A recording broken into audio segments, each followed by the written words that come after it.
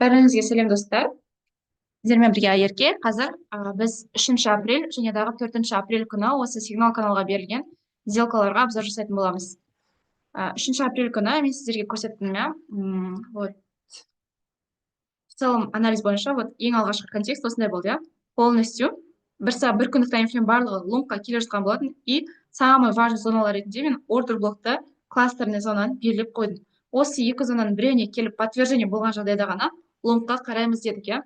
Одан кейін мен қарағанда бізде мына астында равные лои, яғни уже обучение өткен кісілер жақсы түсінеді оны, минимумдар.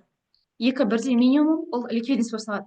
То есть мен, когда осы кластерный зонаға, когда ордер блокқа келіп тұрған кезде, астында тұрған ликвидность мен үшін уже ордер блок лонг позицияны уже қарауға опасно болды, потому что астында ликвидность тұр лонгқа сигнал беру үшін.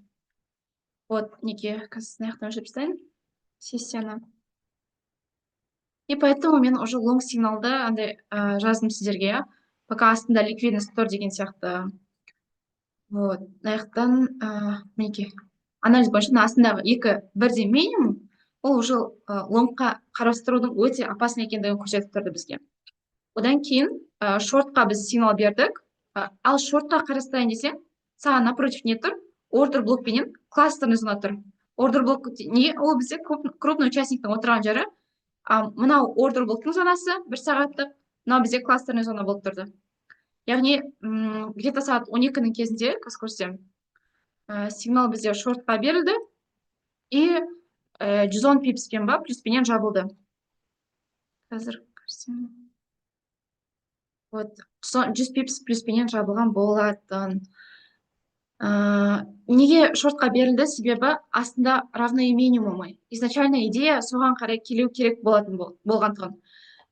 Но контекст лонг болып тұрды, честно. Наяқтан қарағанда, то есть кешегі күн, былай жатқан кезде, алдынан бері алтын лонгқа келе жатты ғой, соның бұрылған күні болды деп айтуға болады. И поэтому кешегі күн чуть-чуть самый такой опасный и непонятный күн болды ше. Шортқа ашайын десең, саған ордер блок пенен кластер өте жақын тұр. Лонгқа ашайын десең, астында равные минимумы тұрды. Яғни екі бірдей минимумның тұрғаны уже лонгке дейін алып тастауға, типа, уже подтверждение болды ше. Одан кейін шорт идеяға мына ордер блок өте жақын тұрды. Сосын біз 100 пипстай ғана ұстай алдық кеше. Вот. Это қазір көрсем. Франкфурт басталсын, Лондон. Франкфурт басталған кезде бердім шортқа деп. Вот на кластердің зонасына дейін ғана шортқа берілді. Лондон, қазір Франкфурт басталады. Азия. Азия наяқта имбалансы толтырды, көрдіңіздер ғой? Өзінің имбалансын за собой толтырып кетті. То есть открытый қалдырған жоқ ол. Одан кейін уже дальше төменге қарай откат береді. Қазір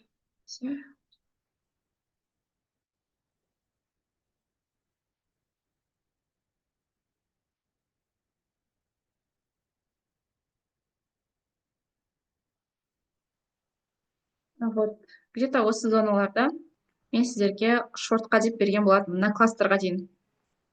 Ордер блок пробитий, кластерға дейін шортқа берілді. Одан кейін мен екінші сигналды қайтадан лонгқа деп бердім, наяқтан қараңыздар. Қазір көрсем. Лонгқа берілген сигналды біз почти безубыточно жауып тастадық. Қайтадан сразу жаба салыңыздар дедім. Неге? Себебі шартовый order flow, яғни наяқта просто лонгқа подтверждение берді, слом структуры берді, но не істеді ол. Фитильменен не закрепилось. То есть ситуация қалай болды? 3 минуттық таймфреймде, қазір көрсем, былай ғой, слом структуры болды, максимумды кесіп өтті, вот, максимумды кесіп өтті дағы, но фрактально не закрепилось. Барта фрактально снимать етті, сразу откат берді. То есть дальше лонг қарап уже керек еместігін көрсетті.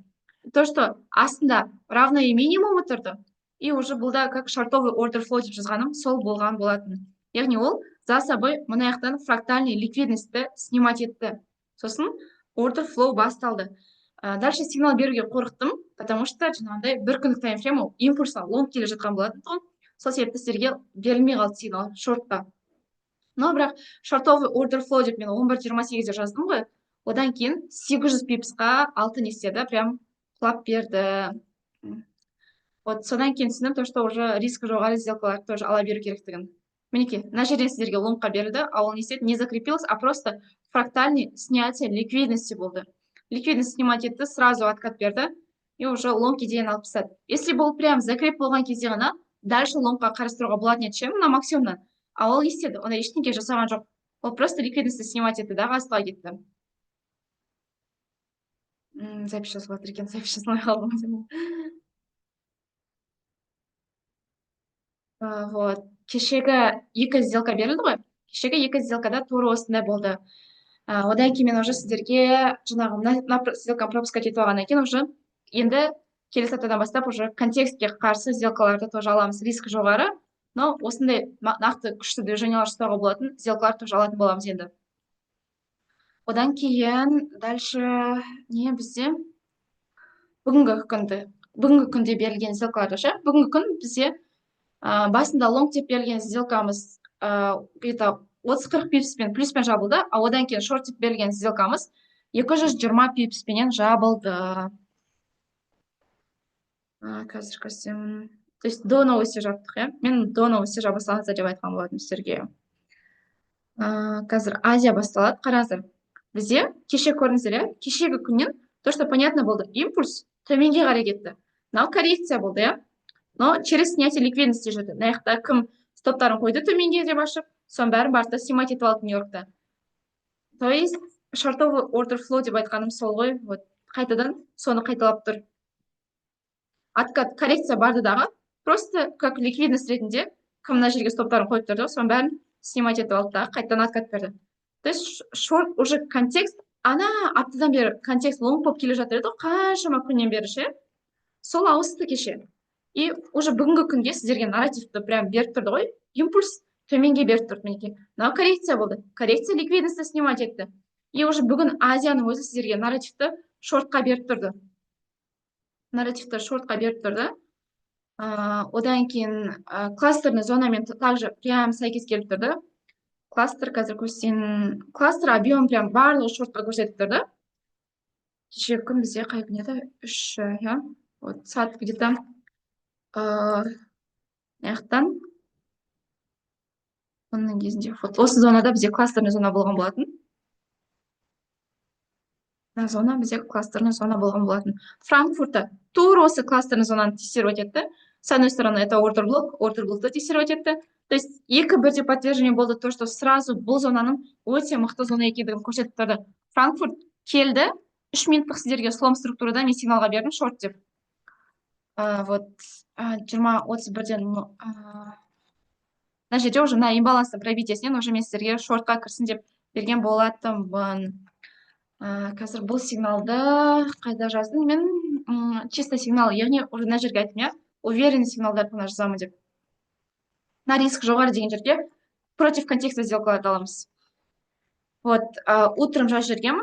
Контекст импульстың барлығы шорт, үстінен снятие ликвидности болыпты, то есть некуда дальше, үстінен ликвидность снимать етіп қойған. По контексту от ордер блока на ордер блоктан шорт қараған дұрыс деп жаздым. Кластер тоже шортқа көрсетіп тұрды. Объем тоже барлығы шортқа көрсетіп тұрды. Одан кейін сигнал где-то 12-лердің кезде вот на бағанағы 3 минуттық слом структурадан берілген болатын. И мына минимумға дейін каждый 5-10 пипстің арасында, доллар қозғалысының арасында сіздерге осылайдан сигнал берілді.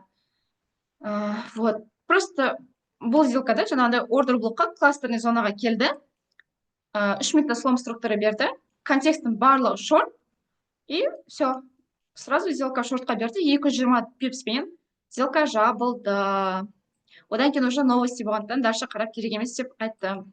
Вот, мен бағана наяққа тоже жазған болатынмын сіздерге, иә, екі жақтан ликвидностьті ол әшейін шеше салады деп. Көрсем. Уже дальше қарамаңыздар, үстінен тоже ликвидность, астынан тоже ликвидность деп айттым, иә. Ол не істеді? Сіздерге көрсетіп беремін. Үстіндегі компрессионный ликвидностьті прям барттағы фитильменен шеше салды. Мынау мінекей компрессионный ликвидность болып салады, и астынан тоже компрессионный ликвидность. Новостидің кезінде ол вот тура осындай вертолетик жасайды. Всегда әр айдың бірінші несінде, бірінші жұмасында ол осы вертолетті жасайды. Екі жаққа да жаңағыдай туда-сюда барып келеді в моменте. Вот. Одан кейін жалпы контекстің барлығы прям точь в точь отработка берді ше. Мына жаққа жаздым ғой, вот 54-ке дейін барады дедім, 54-ке дейін барды. Но из-за новости біз оны пропускать еттік дағы. Только бүгінгі күнді жаңағындай неге дейін 225-пенен жауып тастадық. Вот, 54-ке дейін түседі дедім, иә? Вот после новости вот түсіп берді 54-ке дейін. Даже 54 емес, 50-ге дейін түсіп берген. Просто из-за новости біз оны пропускать ете салдық. Енді жалпы бүгіндікке осы. Дальше импульс кетіп жатыр, мына импульста уже дальше ұстаймын деп оны пытаться етудің қажеті жоқ. Если кіші таймфреймдердің барлығында обратно қайтадан коррекция болатын болса, ана имбаланс зоналарға дейін, ордер блоктың зоналарына дейін 5 минуттық, 3 минуттық таймфреймдерға лучше только шорт қарастырған дұрысырақ болады. Видео сіздерге пайдалы болды деп ойлаймын.